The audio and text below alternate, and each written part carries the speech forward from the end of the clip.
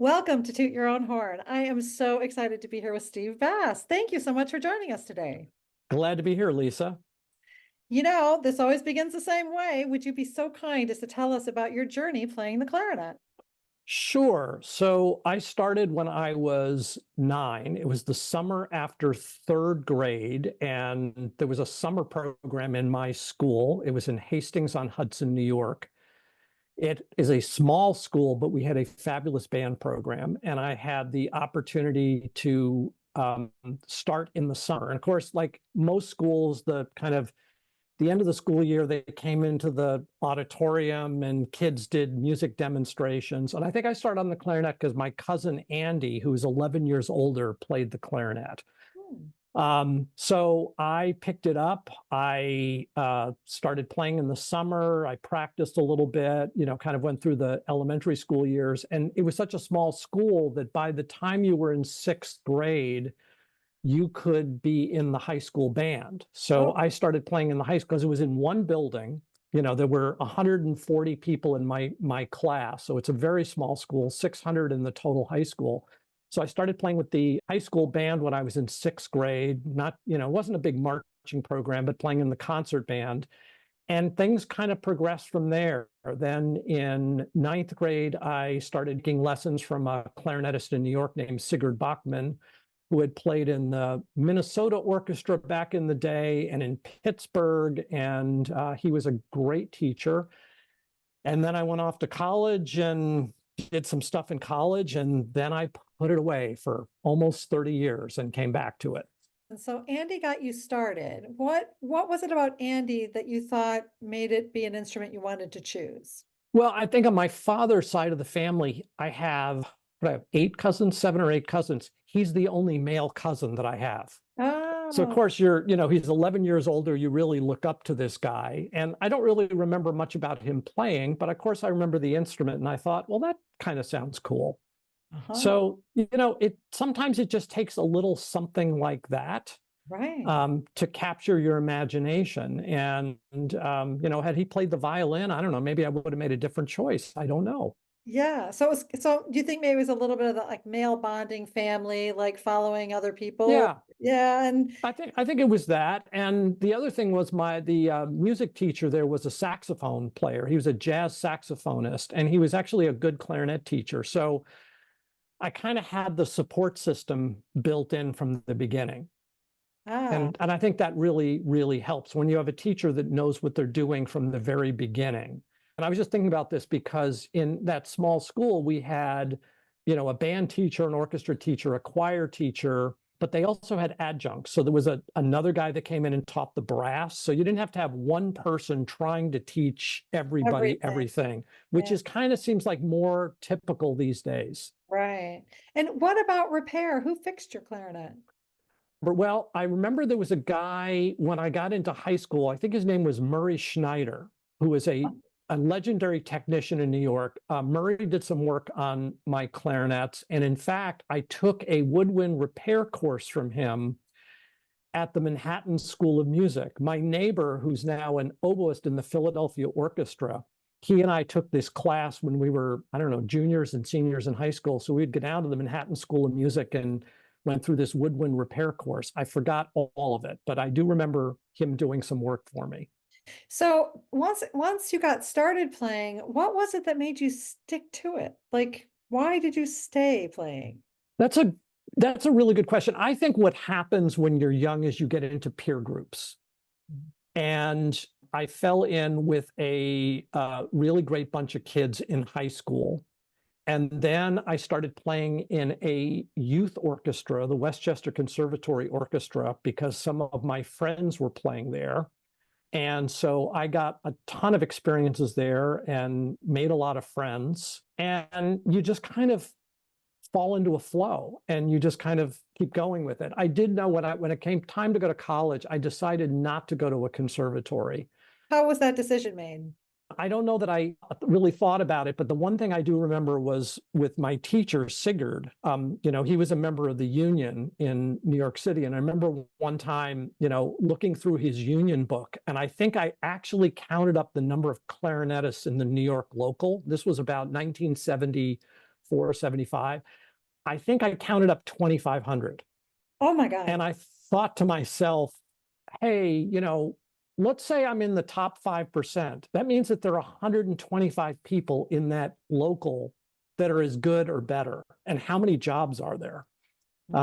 So I think I at least had the presence of mind to do that. So I went off to a liberal arts college, and I got a degree in music, but I also got a double major in economics. And then I literally put it away.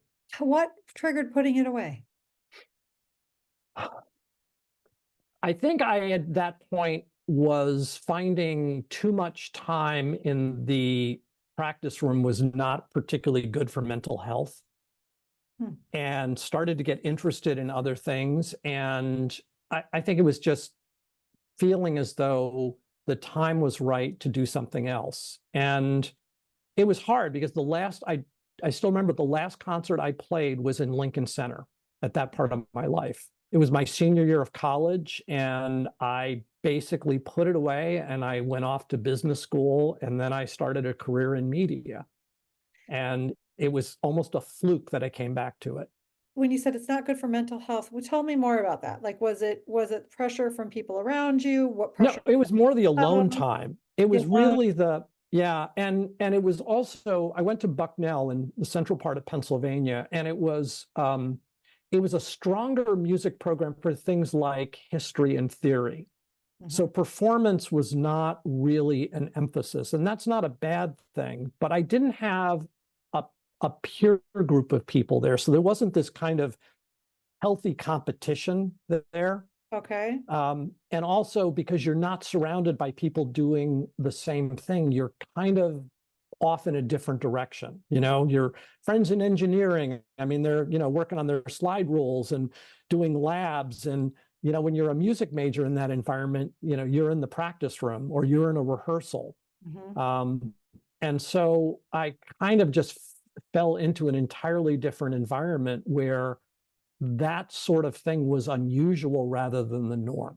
Right, because before that, you had all this flow. You had been to this huge community, and it was just really easy because everybody was doing the same thing, and you were part of the group of everyone doing it. Exactly. And then you go somewhere else, and you're a little bit more of the I don't want to say the oddball, but oh, you got to go down and practice for a couple of hours. And then, when you're not kind of being challenged as a performer, as I wasn't in that environment, kind of fall out of it. Is that I think what you need is that sort of environment where there's enough competition to keep you sharp and not so much that it beats you down. And to find that balance can be really difficult, I would think. And also the camaraderie. I mean, it just seems like because of the nature of the school you went to, because it wasn't performance oriented, they didn't have enough things that were like what you were used to doing in the past. And so that was sort of such a significant change that whether you realized it or not, it kind of made you think about it more, right? Like I think right. And I think subconsciously I made that choice when I went to college. I mean, I think at that point I was kind of like, music would be a really interesting route, but I also need to be open to other things. it's fascinating because what makes you fall off, and then what got you, what do you think flipped the switch back on?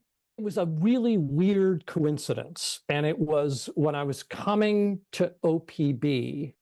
OPB is a large statewide public broadcasting organization here in Oregon. And at one point, about 10 years before I got here, they had a fair amount of classical music on the radio. And my predecessor changed the format of the radio station to be all news, which was a very smart idea given where audience trends were going. But as you might imagine, there were people that were not happy about that. And oh my God, Western civilization is falling down. And so when I got here 10 years later, that was still a bit of an open wound. And my board chair at the time, in the press release that was announcing my arrival, said, wanted to put in something about my performing career. And I said to him that it really wasn't relevant. It was so far in the past. And he said, well, we had this thing with classical music. I kind of want people to understand that you're somebody that has an appreciation for that. And I said, okay, that's fine. Great. I've been in public broadcasting since 1980, and I have worked and started in Madison, Wisconsin. I worked at PBS in DC for 10 years. I worked at WGBH in Boston as a senior executive, Nashville, Tennessee, and I've been the up until 2 weeks ago was the president and CEO of Oregon Public Broadcasting. So that's where my kind of career took me, and we've moved around the country. In fact, my wife she didn't know me during my performing days. So this was, she said, I didn't Brand really sign new. up for this. Yeah, that's right. That's kind of Hello, this is another person you're getting to know. My husband plays the clarinet. Yeah, exactly. Who knew? Well, she knew I had played, but just, and I taught both of my kids a little bit when they were starting. So we would hack around a little bit, but, not much. So when I got here, I was saying about the radio format, one of the wife of one of my board members, her kind of volunteer gig was she was the assistant to Carlos Kalmar, who was the music director of the Oregon Symphony. You probably know his name from the Grant Park Festival. Correct.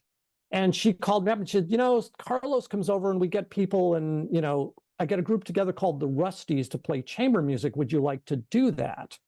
And I said, well, yeah, give me a couple of months notice so I can kind of see if I can get back into shape. And so I did. And I went and played, and Carlos played second violin on the Brahms quintet.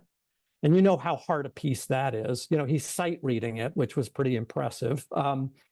And it was just really fun. And I met a whole bunch of people there. And I then played with them a couple more times. And then somebody said to me, we were over at my house reading through the Schubert octet. And somebody said, we have this orchestra in Pendleton that all of us go out for. They need a clarinetist. And I was like, who needs a clarinetist? Everybody's got a clarinetist. So the executive director called me up and said, hey, would you play? And I'm like, sure. So they sent me the parts, and it was the Elgar Violin Concerto, and the soloist was Georgia Flizanis, who is the concertmaster of the Minnesota Orchestra, wonderful person who became a friend over the years, and Firebird. Oh my God. So my first thing back was, and I thought I was going to play the second part. And they said, well, you don't mind playing second, do you? And I was like, no, that's fine. I'd be happy to play second. Well, the parts arrived. They were the principal parts, because the person that was going to play principal looked at the Firebird and turned it back in and said, I ain't playing this. So I show up 10 days later playing Firebird. And I got to say, after almost 30 years of not performing, it was like being in an out-of-body experience. I mean, literally, you're just kind of, what am I doing? But it went pretty well, and they asked me back, and I've stayed in that orchestra for the last 16 years. And then I started playing in Vancouver, and then the music director that I played with in Pendleton got a job as the artistic director of the Colorado Mahler Fest. So I've been playing there for the last 6 years too. So it's actually been great, because now that I've stepped down from being the CEO of almost a $50 million a year media organization, I have something else in my life, Something you can pursue and work at.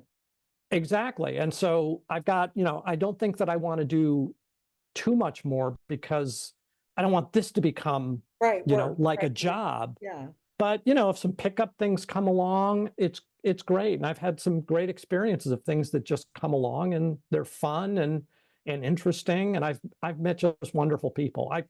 I'm back with my tribe, I think is the best way to put it. So do you think in college, if that had been more like that you would have at least casually continued to play?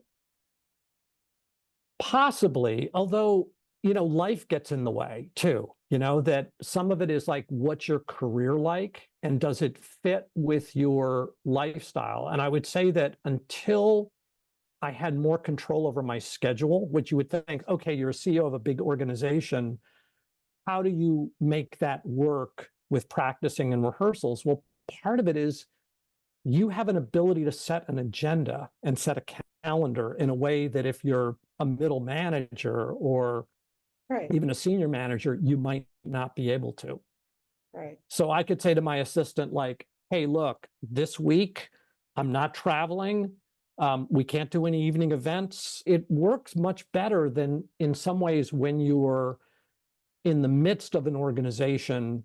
And the thing I find with musicians is they either have like day jobs where, it's very time bound, which is like, it's very 8 to 4 or whatever, and then they can go do gigs and practice.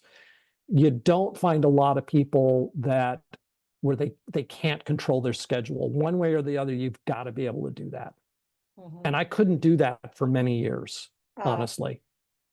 yeah. So it didn't give you the motivation because it sounds like a huge part of it for you is the collaboration and community and ability to connect and then, have the competitive spirit, so to speak, in terms of trying to make Yeah. music lift off the page and rise. I think the other part of it that I found so great about being in an orchestra is I don't have to lead anything. Hmm. That when you are running an organization or a business, I mean, you're on stage, but you've got to be leading and really kind of worrying about bringing other people along with you. When I'm playing in an ensemble, it's a different kind of leading. You're following, you're blending, you're part of a process. You don't have the responsibility for leading the whole thing. I found that refreshing. Does it matter that the people around you are maybe not all close friends, but that there's an open, friendly atmosphere? Like does that a part of it as well?